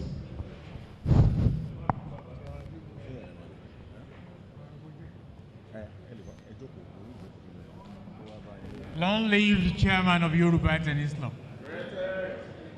Long live the patrons, trustees, past chairmen, elders, and brethren of Yoruba Tennis Club. Long live our sisters. Yes, we have had another masterpiece of a lecture. Some of the things that influence the Yoruba Tennis Club trustees and management in the choice of Pastor Dr. Umoeno, Governor of Akwa Ibom State, to deliver this session in the series of lectures celebrating the centenary of Yoruba Tennis Club is what it has observed. And I'm sure in the last few minutes, you must have seen the works that are enviable, commendable, and you've just heard what our own Lagos State Governor did. He confirmed most of those things that were exhibited before he came here.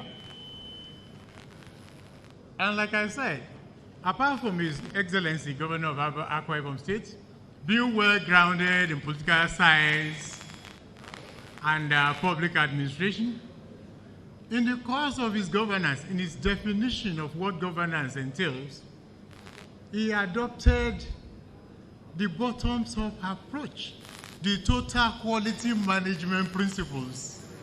They were well enunciated in the course of your analysis of what good governance entails. And it was heartening when Your Excellency commenced your lecture by indicating to us your adoption of the Yoruba Tennis Club ethos.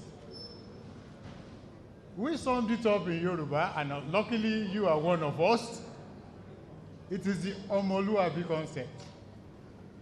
And the Omoluabi concept entails transparency, openness, responsibility, although in the course of your own lecture, you expanded it further, but the principles are the same.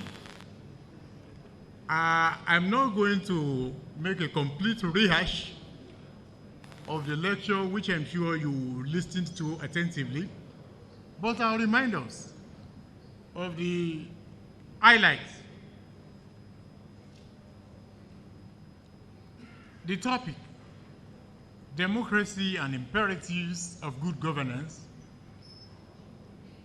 renewing hope in challenging times.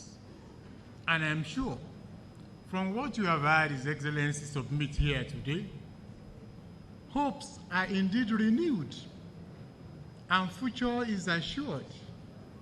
For us in Yoruba Tennis Club, we are probably Yoruba in name, but we are global in outlook. We are apolitical. And on occasions like this, we call governments to account. And I dare say, although your responses will confirm that our distinguished guest lecturer has acquitted himself creditably in terms of the principles of accountability, transparency, and responsibility. Among the sound bites are that democracy's worth is not measured by its election alone, but the quality of its products as it benefits the people. And for him, his mission was to make democracy to mean something to the people. And he saw it as a task to make democracy and its dividends to reach the people through the provision of healthcare facilities and other social welfare activities. He also indicated that good governance is the bridge between election and deliveries, and stated the imperatives of good governance to include how power is exercised in the management of resources. He elaborately explained what he has done in Akwa Ibom State, and he further acknowledged the efforts of his past predecessors in office. So his has been a sort of consolidation and a responsiveness, which were in his definition, inclusiveness, effectiveness, and efficiency. He actualized this through the practice of monthly submission to the public of delivery sessions where projects are reviewed and interrogated, timelines are defined and sustained. And they listen to the voice of the people. Those are the takeaways. To listen to the voice of the people, because government is for the people. He also said further that equity in governance is also embraced by ensuring that no community is left behind. Almost every nooks and corners of Akwa Ibom feels the government and governance. And he also made a detour into the ruling party's renewed hope agenda. And he indicated, and that is another thing for all of us to understand, that you cannot make omelette without breaking eggs. We must confront our realities. And on this note, without seeking to reproduce the lecture, I humbly invite Your Excellency, Dr. Umoeno, Governor of Akwa Ibom State, to please come to the stage once again so that we can commence the interactive session.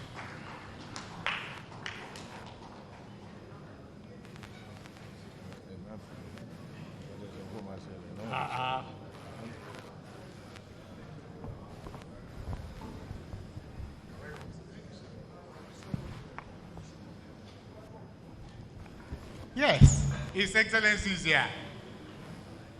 Ordinarily, we would have said all points have been covered.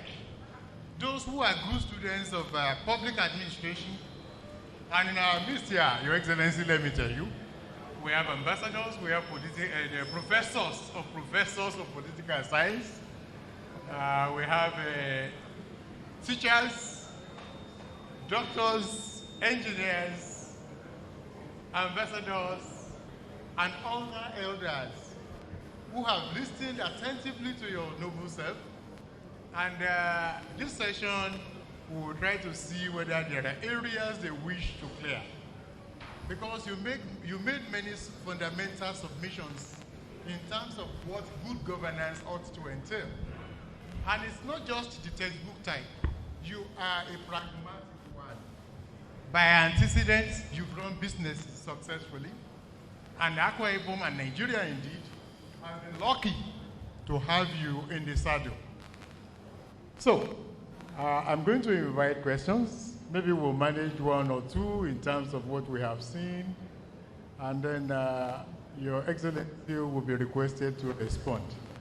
So, I'm going to invite our revered past chairman, a professor of obstetrics and gynecologist, and is the chief medical director of the Lagos State University Teaching Hospital, a distinguished personality, Professor Adetokunbo Fabanwu, our past chairman, to please ask his questions. Professor.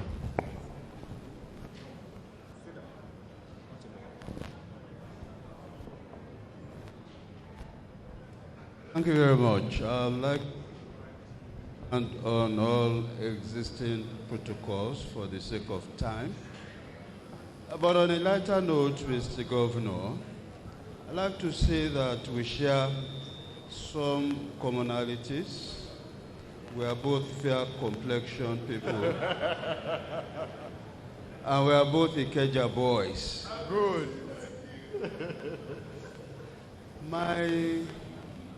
I have inquiry. It's not a competition. It's about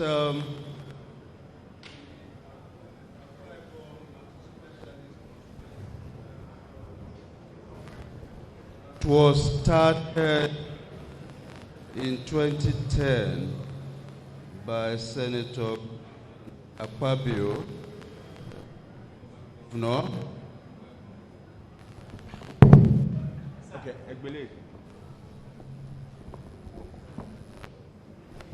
and commissioned in 2015. Started operations in 2015. But we now hear about an Akwa Ibom medical city complex.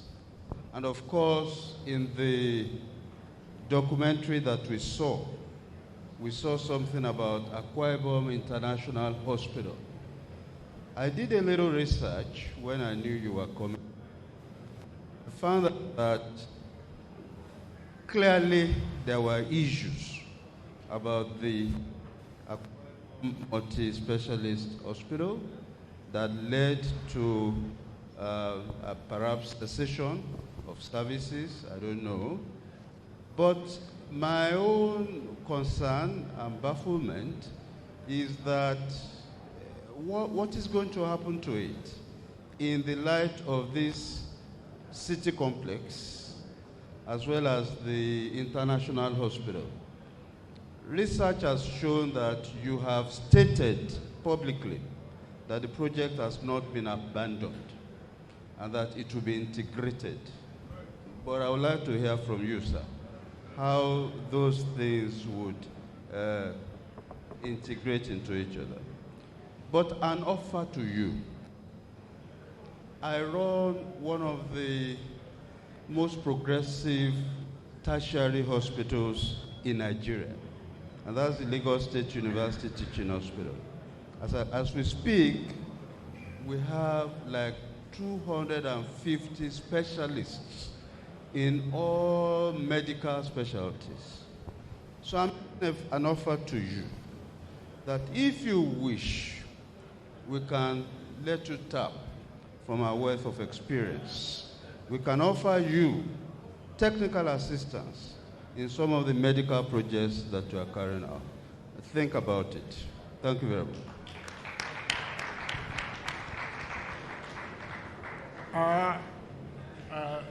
Your Excellency, may I take one more question? Yes, our distinguished professor of political science, Professor Adeliji Nodusa. Can we, someone pass the microphone to Professor Ginot, please.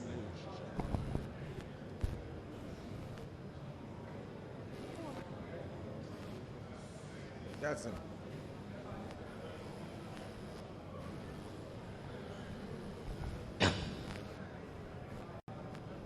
Mr. Governor, I want to start by saying that nothing but your speech that you provided theoretically and more importantly, compass. And it's very, very unusual. Thank you very much for that. Because this is something that is very, very from our public discourse this day. But then, there is one aspect of it. Everywhere throughout the world has been a major issue. The question of what they call the weakness of the will.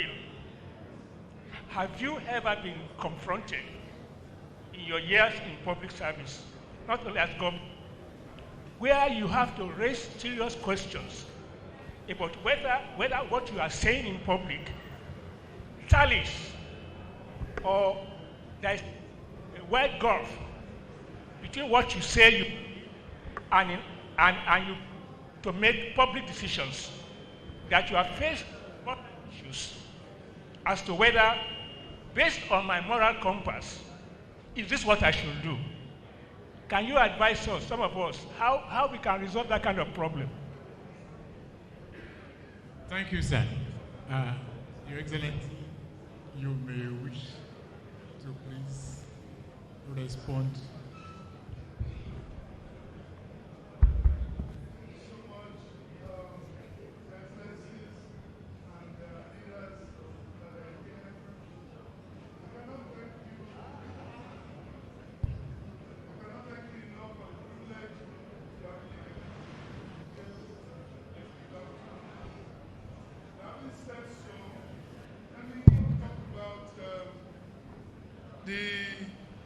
The question that raised. The specialist hospital, as we speak, is still functional. We have ordered more equipment to that hospital from the time I came in. MRI, ultrasound scan. It is still our frontline specialist hospital.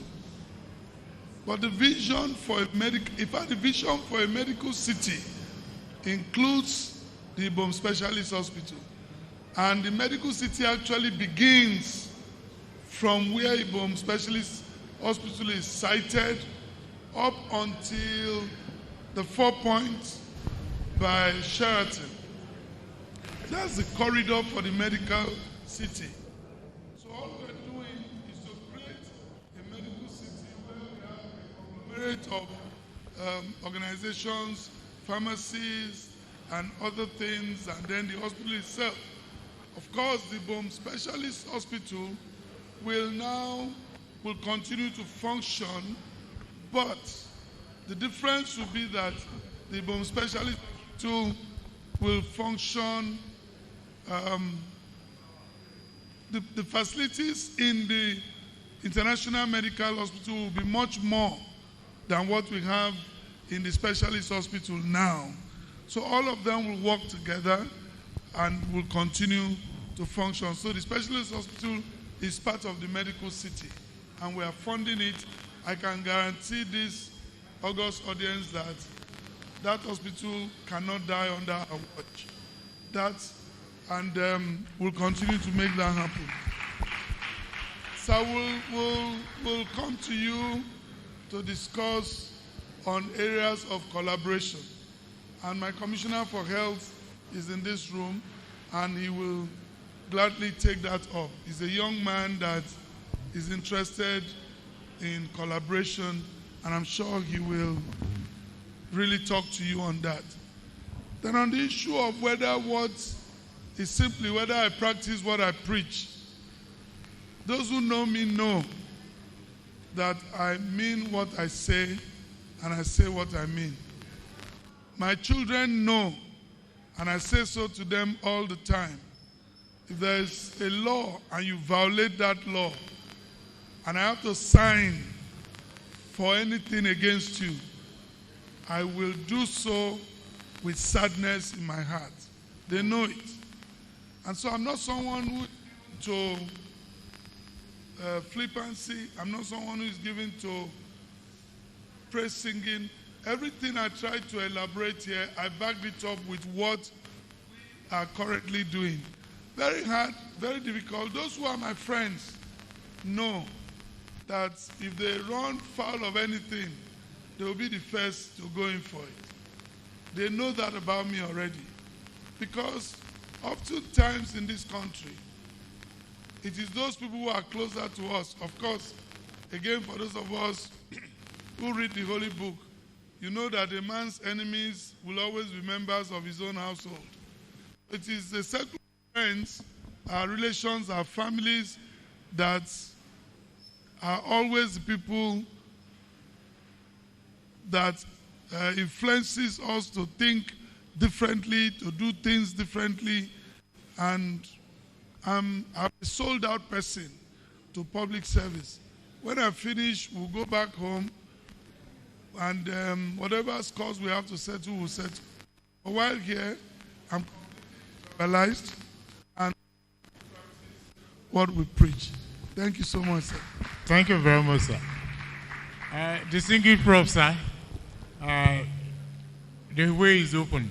His Excellency has accepted the offer, and the Commissioner for Health, Akwa Ibom State, I will definitely at the appropriate time get in touch with your good self. Thank you very much for that question, sir. I saw a hand. Yes, please. That's a logo, right? Brother Olubamiwo. Will somebody pass? Can you please come forward, please, if you don't mind?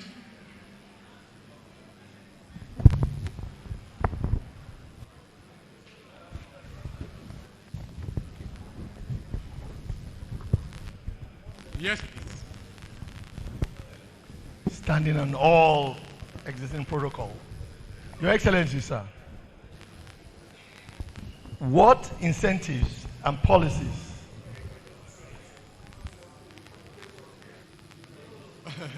okay, yes. Go ahead. What incentives and policies are in place to encourage private sector's investment in your state, the maritime industry? I was there this year, and what I saw was that the state needs is really a gateway to West Africa and America and other American countries from Nigeria. And nobody is noticing that. That is the powerhouse in maritime because it's a gateway. Thank you. I hope His Excellency got that. You are talking about maritime, you are talking about what the conducive atmosphere being created to allow such activity. I don't know whether you got it. They pass through that axis. Whether Akwa Ibom can take advantage of that and turn it into benefit for the people of Akwa Ibom State and of course by extension Nigeria. Thank you, sir. Sir. Yeah, for the incentives, first of all, I'd like to say this: we are one of the safest states in this country. Our people are hospitable, they are hardworking, and the government itself is providing that conducive environment. We are trying to work on our deep sea port, and gladly the president has supported that deep sea port. And so along the maritime corridor, there are opportunities that we can work together and we can grow together. I can tell you we have the ease of doing business principles, and the managing director of Akwa Ibom Investment Corporation is here. He will give you a handbook and you can study it. Like I've said, we plan our investment and economic summit sometimes in November. We will make sure we partner with the club and invite some of you to that summit so that you can see the opportunities that are open for us. We'll give you land, but my land is conditional. If you tell me you want to do anything, you give me your blueprint or the schematics, and I'll give you a land. Say, okay, this land we are giving you is a conditional C of O. If within this period you don't do anything, the land revokes automatically back to government. Because we have had people who have collected land and they are using it to get as collateral for other projects elsewhere. So when I came on board, I stopped it. We'll give you land. We'll give you almost free. We'll give you, but it will be a conditional C of O, because we're encouraging investments into Akwa Ibom State. Thank you. Thank you very much. You can see indeed that the leadership of Yoruba Tennis Club did not make a wrong choice in the governor of Akwa Ibom State. He has acquitted himself creditably on all that has been asked. And on that note, with the permission of the chairman, board of trustees, the chairman of Yoruba Tennis Club, I'll bring to an end this interactive session. Thank you, Your Excellency. Thank you very much, His Excellency, the Governor of Akwa Ibom State, Pastor Dr. Umobasi Heno. Thank you very much. I would like to recognize the students of Victory High School, Ikeja, the secondary school that His Excellency went. Can we clap for them? Can they come up? Come and have an handshake with the governor. Students of Victory High School, come and have a picture with the Excellency. That's your school, His Excellency. Victory High School, Ikeja. We did a lot of research to get all this information. Have an handshake with the governor.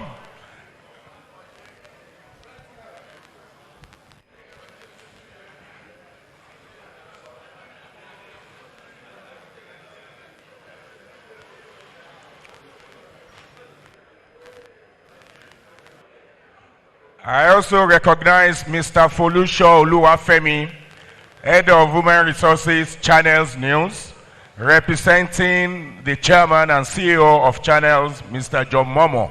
You are most welcome, sir.